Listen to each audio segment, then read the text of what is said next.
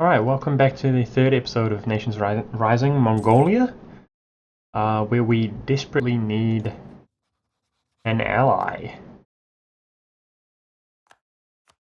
And I really think Korea is the main front runner for who would benefit us most. So as far as our immediate options, we're actually warned by Ming. So pretty much we can expand into Bariata, if I'm pronouncing that correctly, but at the moment I'm just a little bit concerned about our stability. We have 0 overextension, 0 war exhaustion, so I might just go ahead and attack. These separatists are fairly close to spawning, but the unrest is pretty limited. If we can just go ahead and convert this province here next, maybe we can get away with them not spawning. Otherwise I can just boost or reduce the separatists. As far as Korchin, I don't... Okay, these provinces here. So I can just go ahead and boost autonomy there, although the autonomy will be completely garbage. We are making profit as well as funding our advisors, so we could certainly be doing worse in regards to the economy. Now, can we... We're almost ready to tick up to military 4. I guess I have to check the army strength of these two nations. So he's at 10, and he's not a horde. Whoa! Urine's 15? Damn. Okay. So he's pretty scary. He's comparable to us for sure. Alright, I guess I'm going to go up to speed 5, and we're going to wait to... That will allow us to get a little bit of manpower as well. I'm going to wait until I have military tech advantage, but then we are going to go ahead and sort of YOLO attack. I'm sure we can pull it off. We better pull it off. Because it's like our only option at this point. If we can get as... Well, let me think. If we're bordering Korchin, that would be good, so we can take that province in the future, in 10 years. In fact, let's go ahead and reduce the timer on that truce. I suppose we could... we can attack Urin after Bariata, but the problem is we'll have truce with them as well.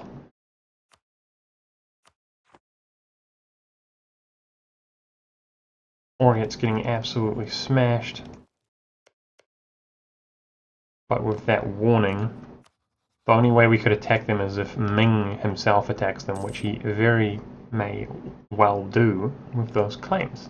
I just realized my music is off. My bad. This is actually the start of a new session for me. I haven't played since I recorded those last 2 episodes. Setsun. Let's go ahead and convert that, and hopefully we'll be nice and stable. And I'm waiting for that military tech to pop up, and then we're going back to war. Also, I would really like to get our first idea, so that we can go ahead and colonize all of this land ASAP. But I have a feeling it's going to take a long time. A long time before we reach our first idea group. Unfortunately. If we could get a leader with, you know, high admin, that would just be extremely beneficial. But, I mean, we start off so small, and it's just pretty important, I think, for us to expand as much as possible at this stage. Because any of these nations could easily ally amongst themselves and become very threatening, their alliances. Especially if we're sitting here without any allies ourselves. If we can make Japan or Jan Zhao, a valid rival, then I'm sure we could get Korea as a friend in the future. And I think we're going to go over our force limit here. Let's get some cavalry, considering we have none at all. And going over our force limit will help us kind of ensure that we can win this war more decisively. It's going to be worth it, considering Yurin himself basically rivals our force limit.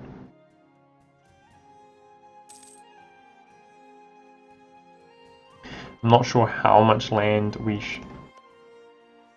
Oh, there goes that province. I guess there's a fort level 1 there, and that will help distract him for a brief period of time. What the flip? He broke his alliance somehow over this. Oh, fantastic. Fantastic.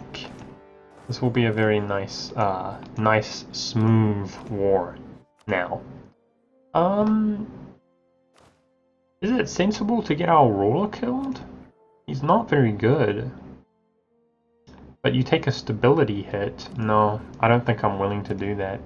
In fact, with our tech advantage and being a horde, we might, considering my military power is low, I might not use a general at all. Let's see how good his opposing general is. Pretty good. Uh-oh. That guy's gonna die. Okay, if I attack into this territory, we should gain our advantage. I'm going to go ahead and use a general though, however, because he's pretty scary. 3 shock. We will just use our ruler. So Mongolia is a nation that I think is really cool. I'm not any kind of historian or anything like that, but I know a fair amount about Mongolian, about Temujin, who most people would know as Genghis Khan or Genghis Khan. And I always thought it would be pretty darn awesome to... Yeah, let's consolidate that. Pretty darn awesome to re-establish the Mongolian Empire. That's something I've always wanted to do, actually, in this game. I don't know if they made some changes more recently. I'm not sure, but I think I mentioned this in a previous episode. I tried to play Mongolia in the past, and I found them very difficult. But we sure are doing well this time. I think one of our greatest challenges is to... Ooh, our rebels are so high, why you do this? Okay, there goes all our autonomy here.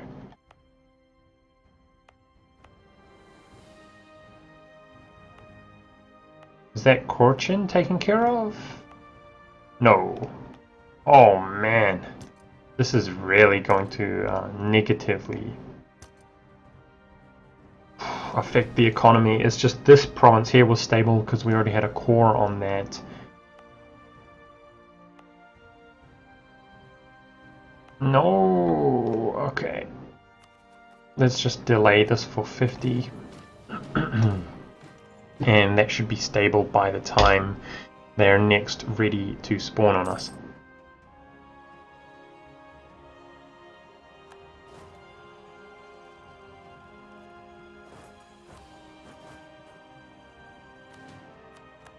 I'm just going ahead and consolidating our forces as we go, considering we are significantly more powerful than he is. This should be enough, and we can go ahead and save as much money as possible.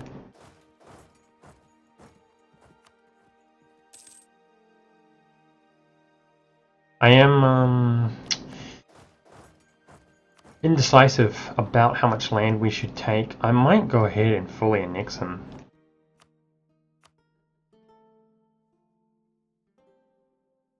It's only Orient that would be really upset with us, and he's basically already a vassal. I was going to say he's already upset with us, but he is a vassal. Okay, I guess Uzbek is one of our major enemies now. If we have any intention of expanding. So perhaps Yarkand could be a potential ally, but he's currently getting wrecked by Uzbek as well.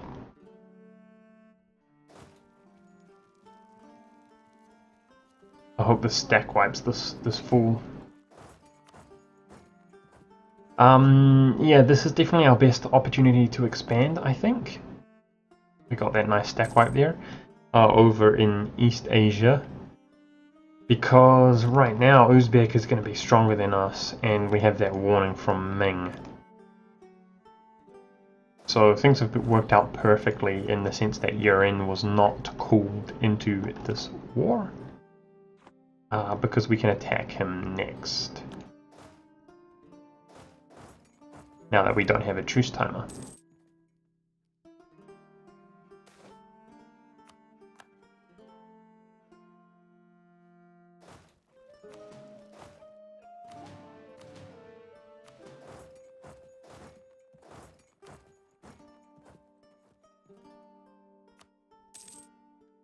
I think we will go ahead and fully annex this nation, but it's one of those circumstances where... ouch. Oops, I didn't think that through. Uh-oh. Please kill. Oh no. Okay, he's never gonna make it on time. This is so brutal. I'm unable to stack wipe this guy, and now I'm making mistakes. And he's just reinforcing.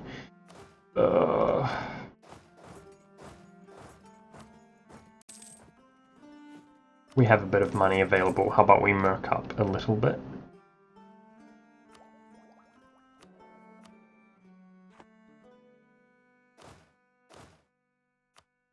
And I'm not using my general. Holy crap, I'm the worst right now. That's what you get for playing at 2 AM in the morning. No big deal. Hopefully his morale is low enough to where we can beat him. Come on. Either way, this is... we're gonna win this war. I'm just making it as difficult as humanly possible.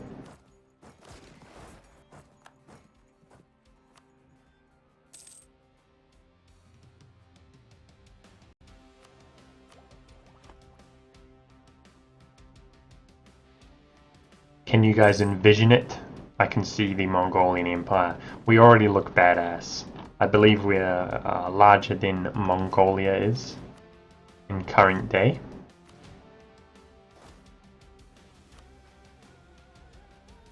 Gosh. He keeps reinforcing. Our best bet is probably to just siege this up at this point. And he might annihilate us at this point. Brilliant. And he has teched up. That makes sense. He's been putting up more of a fight. Okay.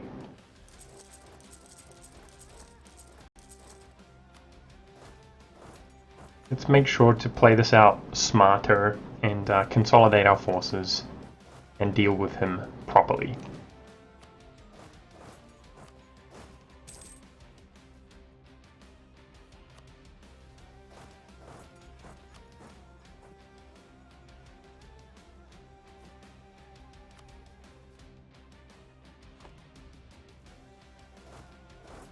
It's time to die. That is a big stack of rebels there. Excellent. If Ming does struggle enough with instability, then he perhaps won't defend someone like Haexai in a war. And we are hoping that this doesn't result in an alliance.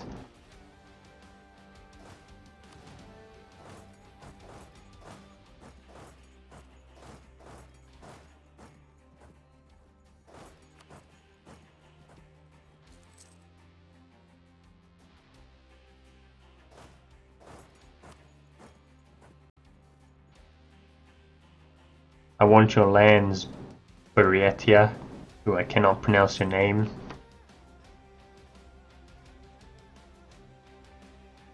Okay, those rules have gone bye-bye. It's, Ming is very different now, and I like the changes that they have made to where their units are just not pathetic like they used to be. Ming is actually a nation that I would like to play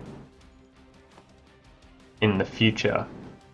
I think there's an interesting dynamic there. They certainly have their fair share of weaknesses, but on the other hand, they're, in regards to the base tax and the economy, I think they're probably the undisputed most powerful nation in the game at the beginning in 1445.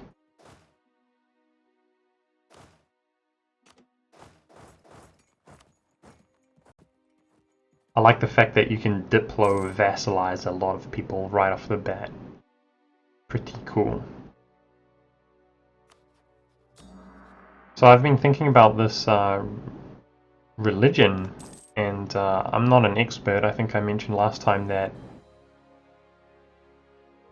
I've never played as a Buddhist nation before, at least recently in recent patches, and it seems like they really benefit from being quite passive.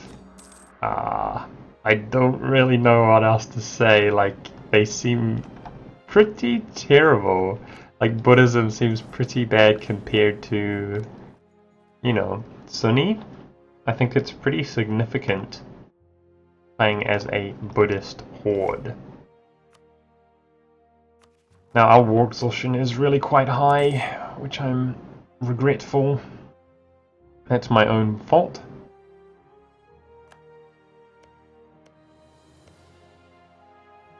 Large war outbreaking over here. I think Yurin's time has come to an end. Which is not good. I want in on that as well.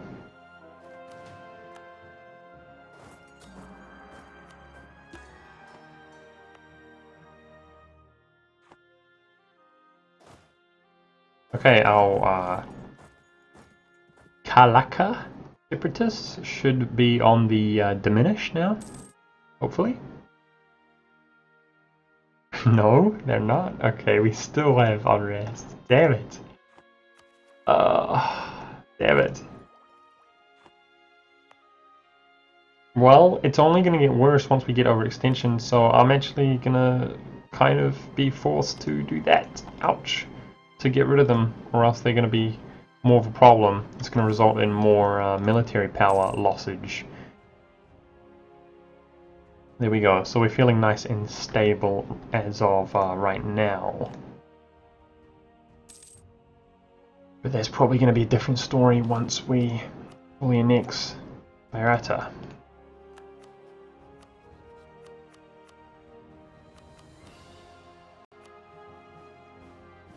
Perfect. The glory.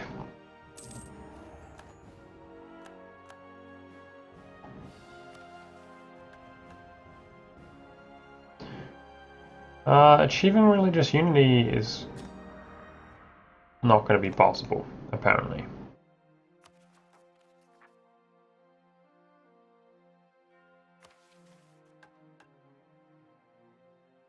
Forming an alliance with Ming is not going to be possible.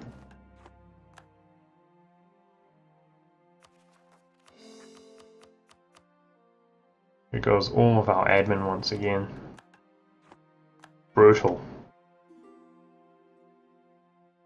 But Korea wants to be friends. That's very good. Finally we have an ally. So I feel a lot less vulnerable. Pretty much up until now, Ming could have just simply attacked us, and that would have been pretty bad. We would have had to concede some land to him. Okay, now I can boost autonomy in these provinces, but they're basically going to revolt one way or another. They're so unhappy that I think reducing autonomy is definitely a mistake as well. So I think we're going to just keep them neutral, and we're going to do our best to keep our force is high. And we're going to be fighting a lot of rebels here.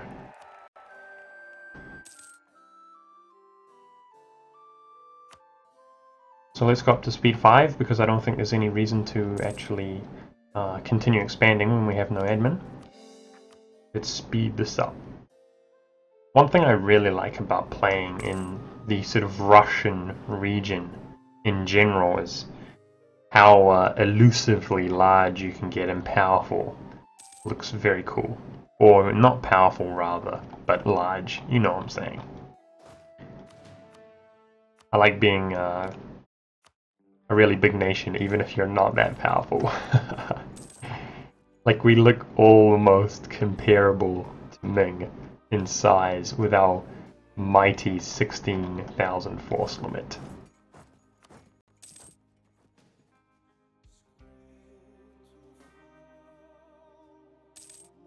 It would be interesting to see if we could have a vassal out here, but on the other hand, the Manchu culture is really quite large. Where is this province? I think it's that one. Yes, it is. I was thinking earlier today, actually, that if we annexed all of the Manchu cultural group, we would probably accept it for a very long time, I suspect. So we might do that, take all of this land as well.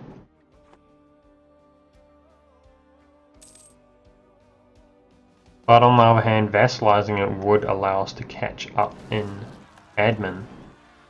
So maybe that's the smarter thing to do.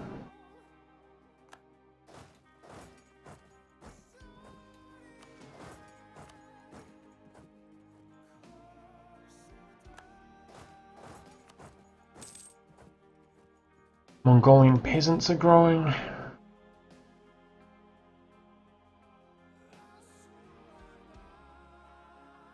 Oh, I value my admin so much. I was hesitant to do that.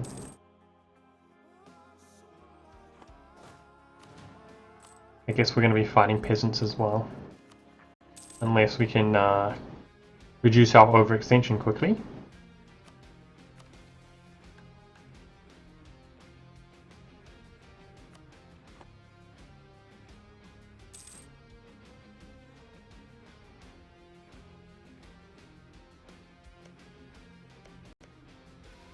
Looks like Urin is basically going to be divided but between these two. And I'm really hoping that Jiangzhou will take at least one province, which allows him to border us.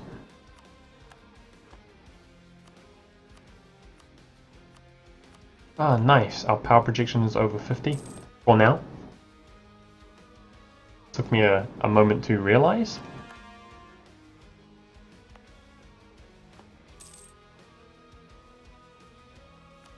I'd say we're getting to the point where we will be able to rival Ming shortly. I don't really want to rival Yuan. I suppose there's no harm in it. It's just he's about to get wiped off the map, basically.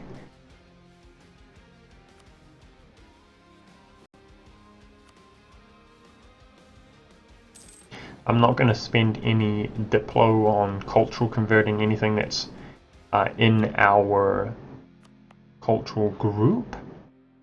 I would consider cultural converting these later on if we were we sort of had a lot of Diplo available, but I imagine that won't happen. Wait, what the f— he just lost the vassal, that's it. Okay, very good. We're gonna wreck this guy. Nice, all of that land, and he is Shamanist, meaning aggressive expansion is just nothing against that, basically. And also, we can convert it quite easily to our religion. Getting nice navy tradition there, which is hilarious, considering we don't have a single naval unit. That makes too much sense. I think I said this earlier, last episode, but give me feedback, guys, on how you like the This is more of a let's play like playthrough rather than my previous games, and I've actually been hesitant to do something like this. So I would be interested in your feedback. The reason I'm hesitant is because I don't really think from a viewer's perspective that you guys have much incentive to watch me over one of the more popular YouTubers, that's all. So once we stabilize ourselves a little bit, I'm going to be looking forward to attacking Urine, and we might even find ourselves having a coast. But unfortunately, there's not that much wealth here in Girin. We're pulling a lot of money from this this region here, so it doesn't benefit our trade very much to take this land for now. If or when we have more merchants available, and that could easily change.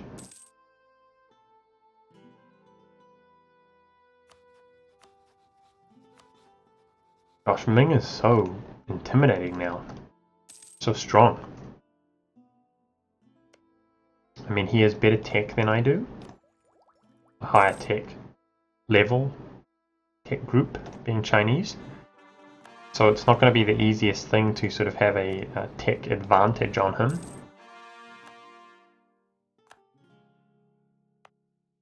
Excellent. This is accepted culture for right now.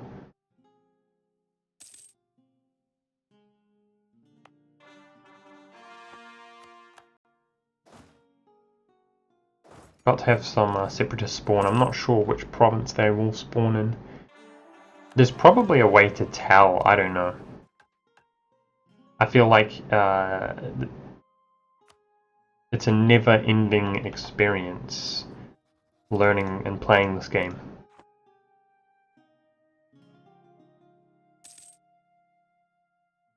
Even after playing this game for years, I don't know if I've been playing it for years. I've been playing for over a year though, since 1.8. I still learn things all the time. Damn it! No! It's a bad time for this, man. I think our last rule had 2 admin though. 3 admin is better. The distribution of this guy's points is not that bad at all. Compared to, well, it could be worse. That's all.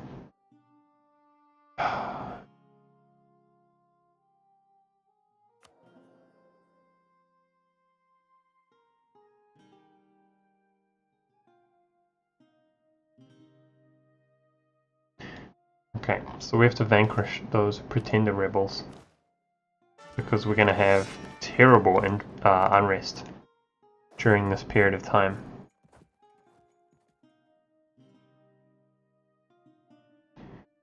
Six separatists rise up and all owned.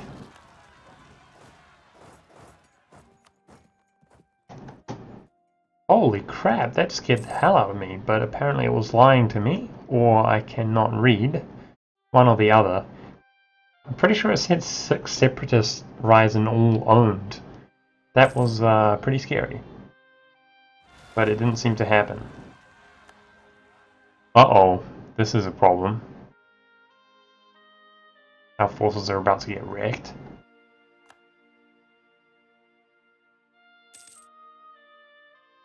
But the pretenders were stack wiped, I think? Nope. Because we still have a huge amount of unrest.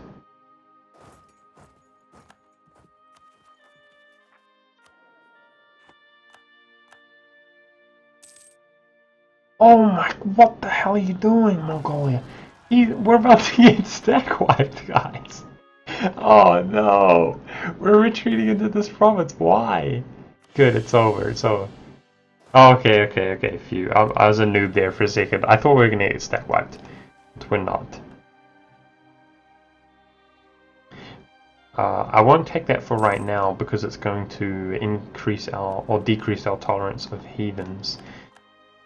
Ooh, this is going to be rough to clean up.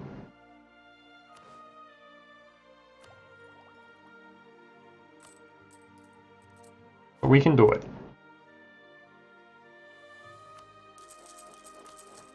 Our manpower is so low, so I think mercenaries are going to be the way to go.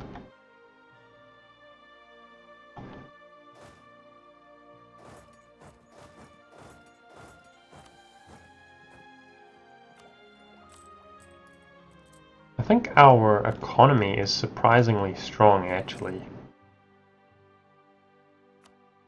It could certainly be worse.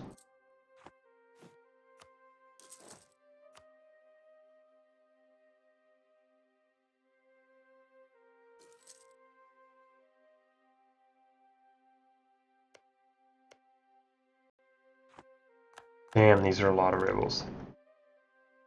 Fortunately, the general is quite pathetic here.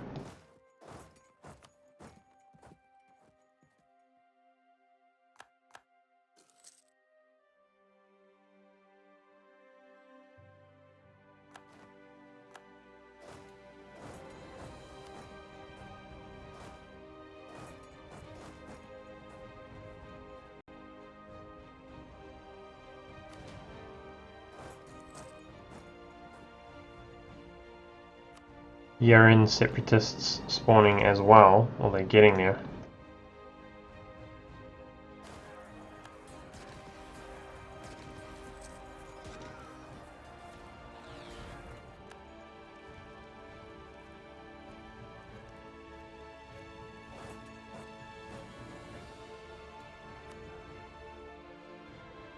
That's interesting how they can have a large stack in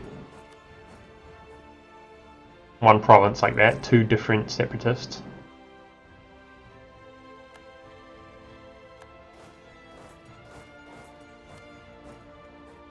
They are allied amongst themselves, I suppose.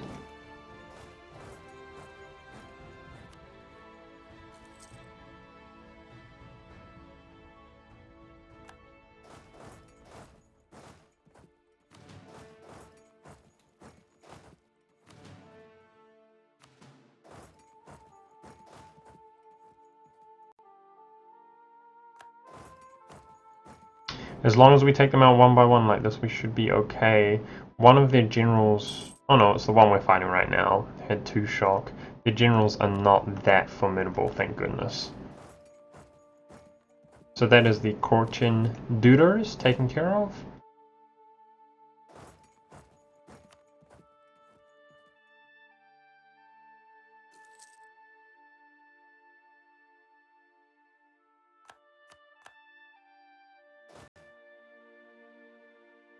Maybe if I stand somewhere like that, we could take a defensive battle. There's certainly no way I can handle 23 of them all in one stack like that. That's pretty formidable.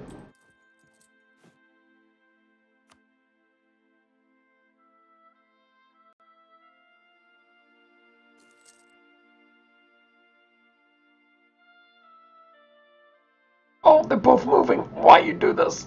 Oh gosh. Oh no! Oh! Oh no! Oh, that's so unfair! Oh my gosh! Oh my gosh, we're in trouble now. Oh. Oh. Didn't suspect them to both move into the same province. That's rough.